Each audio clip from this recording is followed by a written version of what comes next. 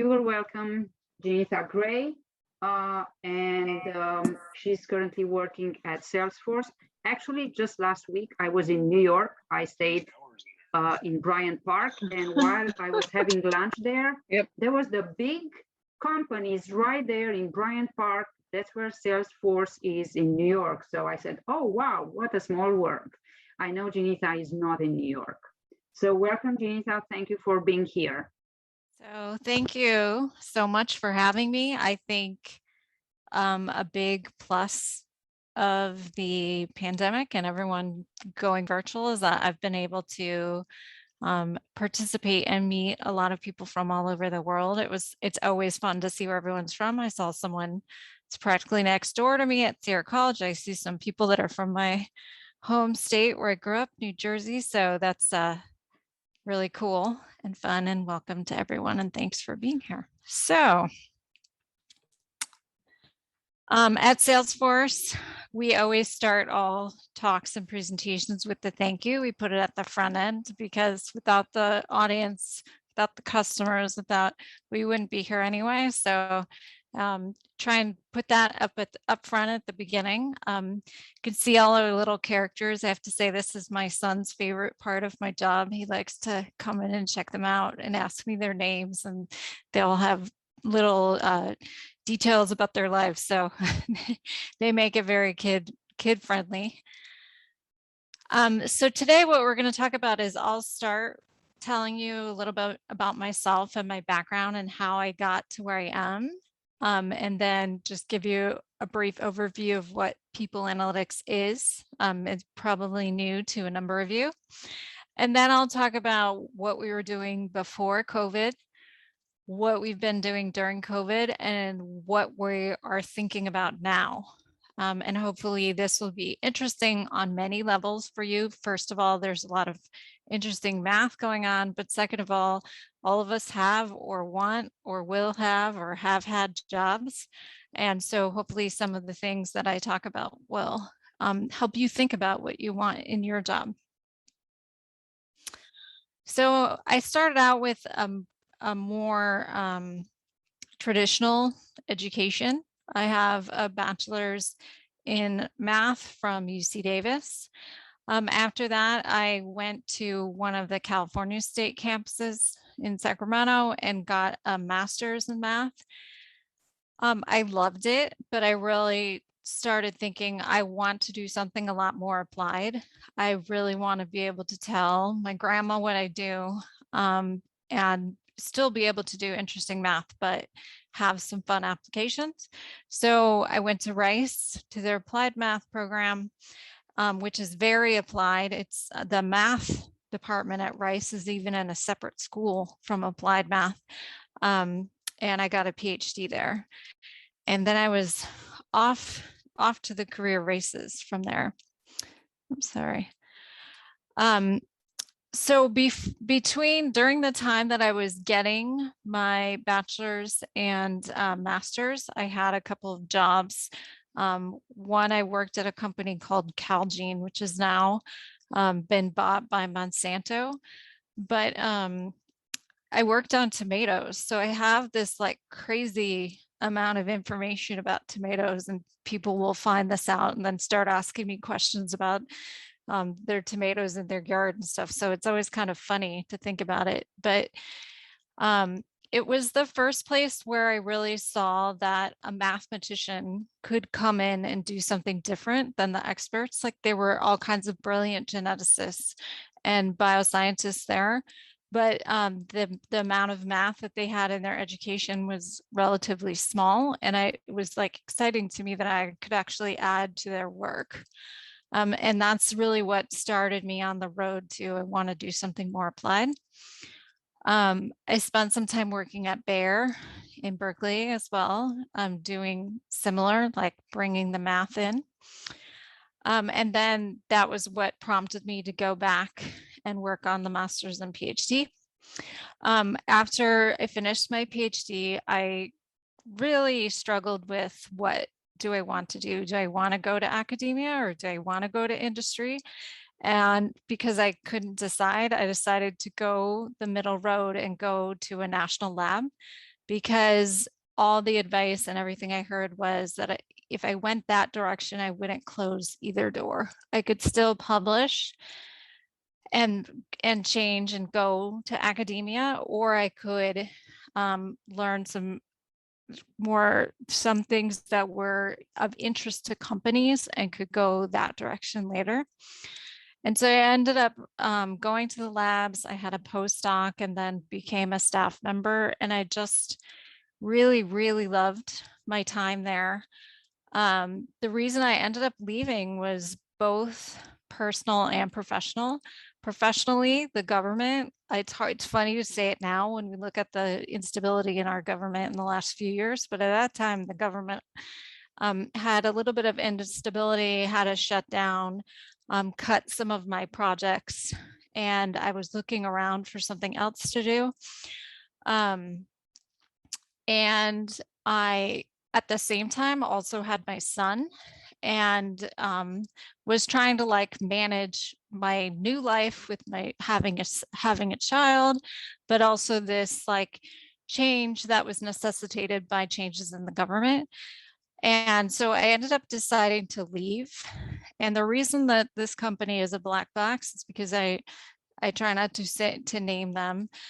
I got to my first week of work there and I found out that they were doing a number of things that were pretty illegal. And I was very nervous about what to do. I ended up staying there only 2 months. And the good thing that happened to me is I had this great network from grad school and from working at the labs. And through that network, I was able to get a position at Intel. And that was where I really got into people analytics. And the really cool thing is that a friend of mine from graduate school said, there's this woman in human resources that calls me like every week because she said the math is getting too hard for her on the problems that they're trying to solve.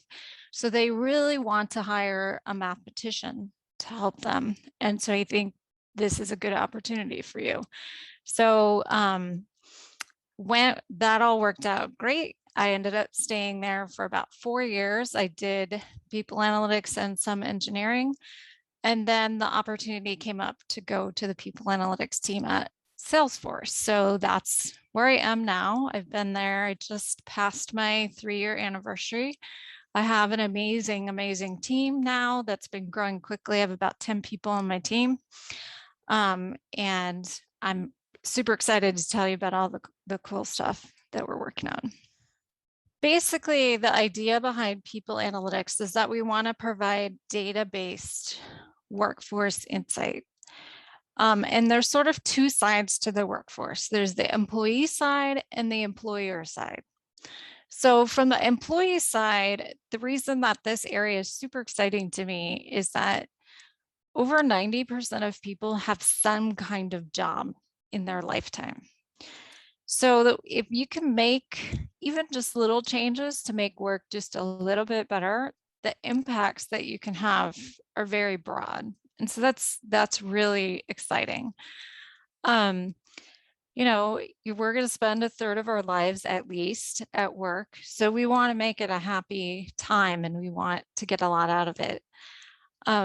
We particularly pay attention to a lot of the human aspects of work, like what are people's physical and mental health? Are they engaged? Are they enjoying their work?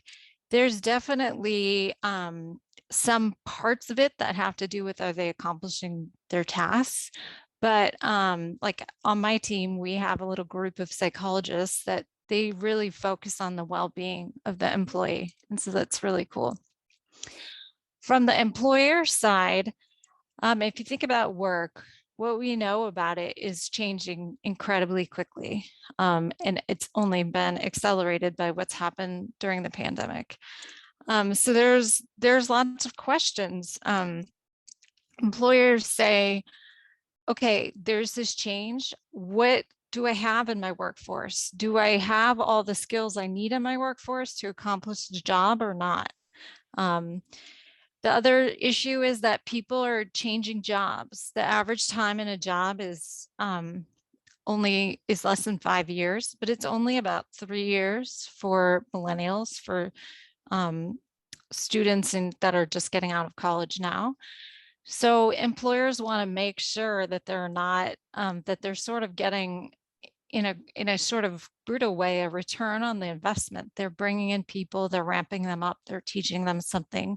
They want to make sure that this is a return for the company and it makes sense. And there's a lot of questions and studies that we do where we look at how much does it cost to recruit and ramp somebody versus how much of the organizational knowledge are we losing when people leave. So there's a lot of questions for employers to try and make sure we have what we need to get the job done and we're doing it in a reasonable way. So these are all the kinds of things that we try to address in people analytics. So where does math come in?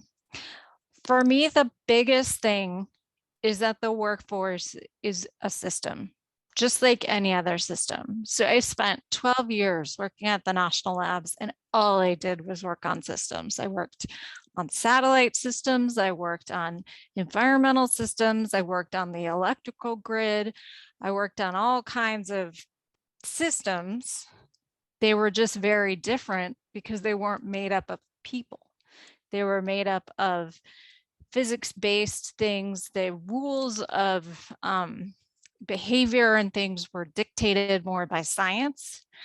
But a lot of the things that I did, a lot of examining, a lot of building models, a lot of predictions, optimizing systems, figuring out how things work, looking for faults, all of that can be applied into a system of people as well. So a lot of what I do is think about, oh yeah, I remember this part was broken in this machine, so it didn't work, or we weren't meeting this threshold, so this didn't work. And we do the same kind of analysis and work in people analytics. So at Salesforce, we have 5 people analytics teams. We have a team that's called consulting that really interfaces with the other groups around the company that have people questions. We have a data engineering group because we have very complicated data that has complicated issues about how it can be stored and accessed. I mean, it's the most private information about you that we have. So we really need to make sure that we take care of it. Salesforce is a growing company. I've been there for just over 3 years. When I started, we had 24,000 employees and now we have 65,000, and we just closed with Slack this week, and that's another 4,000 that will be coming on in 60 days. So by the end of the year, we'll be well over 70,000. So you can imagine that takes a lot of recruiting. So we have a whole team that's dedicated just to that. We also have a product team because at Salesforce, we sell products and solutions to customers, and they have a lot of questions about what we're doing with our workforce and how we are implementing things and what kinds of products are we using. And because of that, we have a product team that is working on different versions of the things that we do. And then we have the data science and research team, which is my team, where I have some amazing data scientists and IO psychologists. And we're kind of the step before, like the product, and the step before some of the consulting asks. We try and do more of the speculative research or think about the things that are coming as we see the trends in the company and try and study those and be prepared to answer the hard questions. So some of the areas that we look at, diversity inclusion is a huge one, only been accelerated over the last year or so with all the attention to the different things going on in our world. It's an area I've actually spent 2 of my years at Intel working in. So it's kind of cool to me because as a woman in math, where women have been underrepresented, it's super cool that I can use my math to try and help increase the representation of women in math. So I really like that aspect of it. We're doing a lot with retention, which I'll say more about in a little bit. We do organizational health monitoring, basically all those surveys to try and understand how people are feeling about different things. A lot with manager and leader assessment and improvements, workforce planning. Then at the end, more at the individual level, look at people's career growth and movements through like promotions and transfers. We do a lot of team studies. There's learning and development, skills taxonomy, benefits and wellness. So basically the idea is that in people analytics, we touch every single part of the employee life cycle, from the time that you look at that job posting to even after you exit the company. There's all kinds of work and pieces that we look at along the entire life cycle of the employee. Okay, so let's talk about what was happening before COVID. So the traditional workplace is a single site workplace. You know, you get in your car, you go to work, you see all your buddies, you do your work, you work together in the office, you go home. There was also a lot of like multi-site companies where it was like, oh, the New York office or the Phoenix office, but that, you know, they were large groups of people centered in these offices. And this is really how things were for quite a long time. In July of 2019, I collected some information. About 43% of US workers said, I'm remote at least sometimes. At Salesforce, 20% of our employees are assigned remote, and that includes me. And that's part of why I was sort of interested in this, because I was, you know, a little bit selfish. Okay, what does it mean for remote people? And a lot of tech companies are very like open to remote or not open at all. So it's kind of interesting. I wanted to study that. An even more interesting thing is that more than half of our employees are not in the same location as their direct manager. So like all of my employees are not in my location because they do not come to my house and work with me. So that would be that. My manager and I aren't in the same location, but a couple of my peers are in the same location with him. But it's just become a very diverse company as we've globalized. And then more than 70% of managers have employees in at least 2 locations. And then we have over 6,000 managers at that time. So they were really trying to juggle this whole idea of how do I lead when everyone's not in the same place?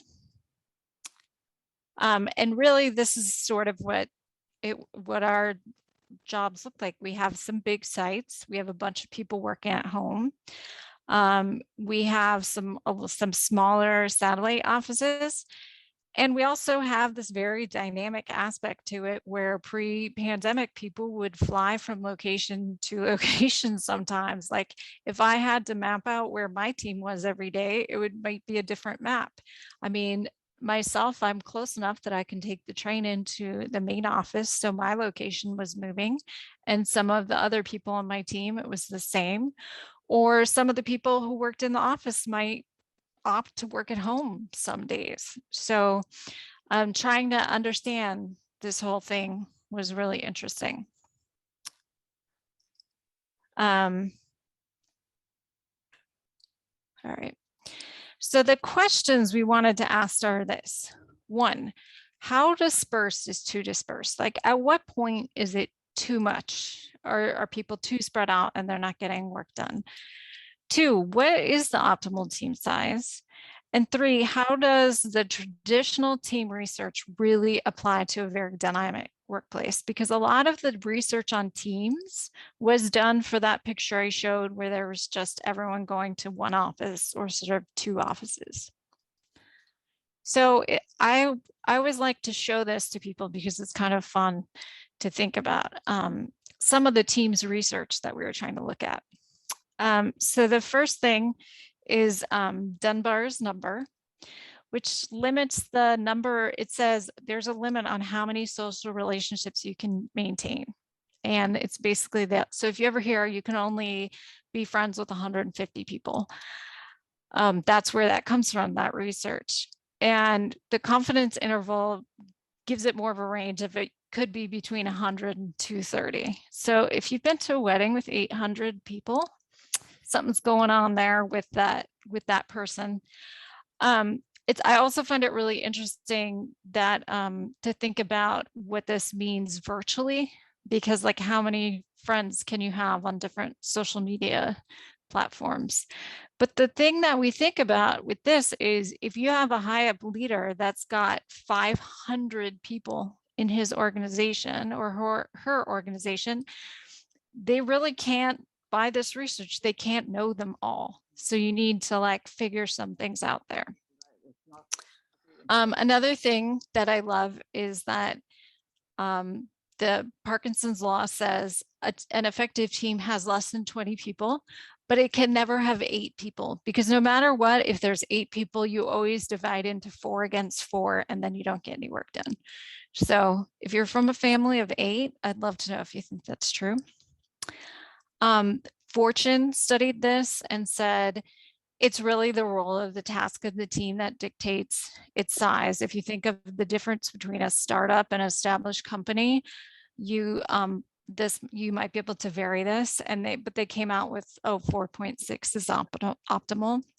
And then the research from Wharton said, 6 has emerged as optimal. So what we did with this is we set up optimization problem. And we took what's the team going in, what tasks are they trying to accomplish, and what's the outcome. And we tried to look at size, and we tried to maximize their outcome given their dispersion, their budget, and their skills. And we started to see some trends where certain teams were like perfect, but other teams either were too big to be efficient or too small, or they were too dispersed. And so we started to put some recommendations together. Well, then COVID hit, and this is now what our working looks like. Everyone's at home. There's no main space. And there are some small companies, especially startups, where this is, but we all of a sudden had to like change, like, oh, our model is totally different. This is the model we're going to be working in for a while. We closed in the US in March, and we are not opening until January. So almost 2 years. This is our working model. So what we started with this is our CEO put out a structured response to COVID for all our customers, because a lot of them were calling him and saying, what do I do? And so I've tried to structure my own talk in how this is responding. So first of all, in March, we had to like stabilize and figure out what was up. Then we had to start thinking about reopening, and then the broader, what are we going to do to grow after this? So the stabilize was a lot of work for my team. Some people sort of were not doing much when companies were first closing, and we were incredibly busy. We did a lot of collection of data on what's your home situation, what needs do you have, what added stressors do you have, what are your workloads like, how can we address these? And by collecting all this information and putting it together and comparing it to what it was like in the past, we were able to come up with some shorter term programs to help people sort of get their job done from home. The way that we did this is we had surveys. We did a survey every month and compared it to the previous. We have a lot of internal message boards. So we took all that unstructured data and applied topic models to see what people were talking about.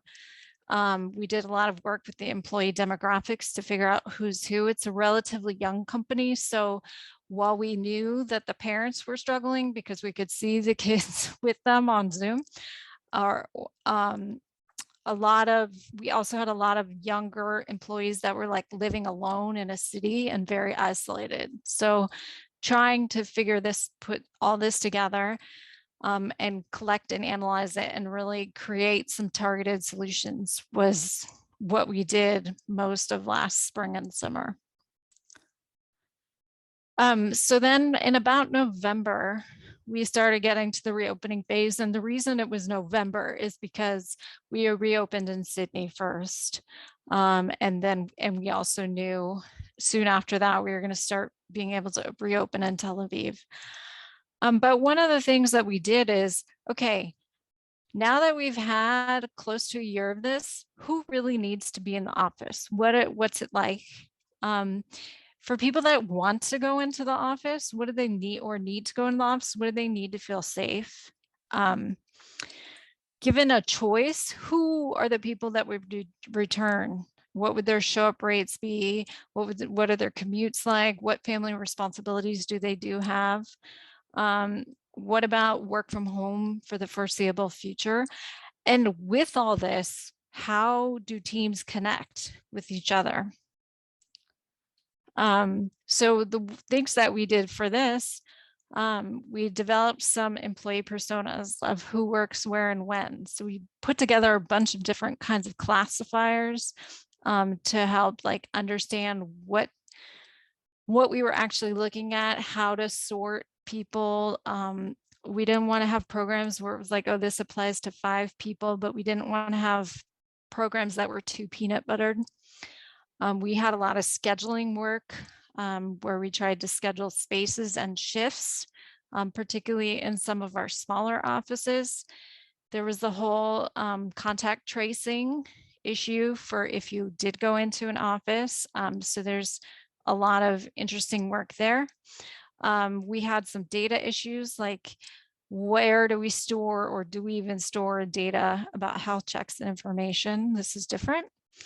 And then while all this was going on, we wanted to sort of have a model that was like self-learning and could respond to changes that are happening. And so we did a lot of work to collect external information and bring it into our internal models and understand like, okay, how is the outside world affecting what's happening inside? So now we are like, fingers crossed, going into the future of work, and we have some new concerns. One is that during COVID, more than 10% that we know about of our population moved. And then we also hired 10,000 people, and most of them, I think only 1% of them relocated. And so there's a lot of people that are sort of in a limbo space, and we need to figure out if they're going to stay or if they're coming back or what's happening. Another concern is just the overall technology. Hiring so many people every week has been very interesting, getting enough computers for everyone, and then making sure that everyone has all the technology they need to connect to each other. And that is not overwhelming, and that's not underwhelming. My team is really now working on team dispersion and trying to understand how to compare teams to teams, setting up some metrics. We're working on team agreements because this is like, these are things that people have to agree, like this is how this team is going to work. So you have an understanding of, oh, this person is online here and this person is there. We all go into the office on Wednesday or whatever it is. That sort of needs to be all sorted out. There's a ton of real estate questions. Do we have the right amount of real estate? Do we need less? Do we need more? What should the real estate be used for? Do we need more meeting spaces and less personal spaces? Is it different from place to place? In the last month, attrition has become huge. So we've created a whole product to understand attrition in the company. And then, like I said at the top, how do we make sure that we've incorporated diversity, equality, and inclusion, and make sure that these programs are not biased and they're not favoring one group over another. So I just want to throw some of this at you because it's interesting. In my team, we always talk about mass media versus actual research, because a lot of times the headlines that you see and then the work that it's based on, it's not, the research is not very deep. So we actually spend a lot of time busting myths or supporting what we see, and asking questions like, oh, Google said this, and that's one of our competitors, and ServiceNow is our top competitor, and what are they doing, or what is the newspaper saying they're doing, and is that what's happening here too? So it's been kind of interesting because some of the things that we've seen we found to be true, and some we've definitely found to be false. The big thing right now, which everyone's probably heard of, is the Great Resignation. It's interesting. I've seen every number from like 40% to 90% of turnover. It just depends. But this is a big question that a lot of people have. We're doing some work on my team to try and do some predictive work which is the next level down. Like, if these people leave, who are the people that will leave with them, and where does that leave us?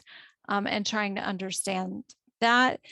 And then also my team is responsible for equal pay. So we're doing a lot of work with trying to understand if there's issues with pay that can be fixed that would help people to want to stay where they are.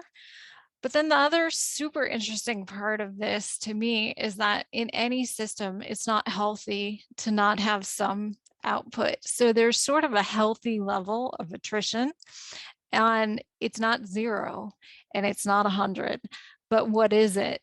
And how do we prove to leaders that no, we're actually really healthy right here?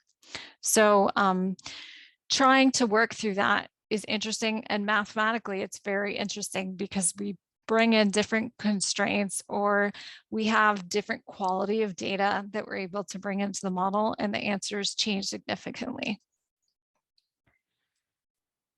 So really, hopefully what you got from that is that my team is using math to support or to myth bust headlines. Like, really, that's underlying what I do. These things you hear about work, my team is working away to either say, yep, that's true, or no, totally not true here. So the conclusions, things I hope you take away from this is, first of all, that math, it really is everywhere. It's even in HR, it's everywhere. Even if you work with people that are like sort of scared of data and numbers or math, it's still everywhere. And as the world changes, like mathematicians, we have a really exciting opportunity to help decipher the whys and hows of the next steps. And I just think it's really cool that we're prepared for that.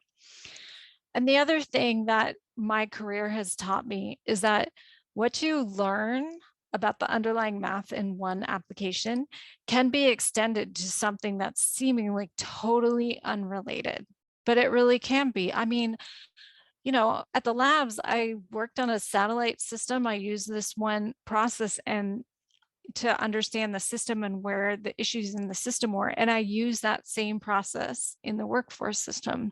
Yeah, I had to make some tweaks and do some fixes because the boundary conditions are slightly different, but still underlying it's the same thing. And I just think it's really cool that math can be this connector.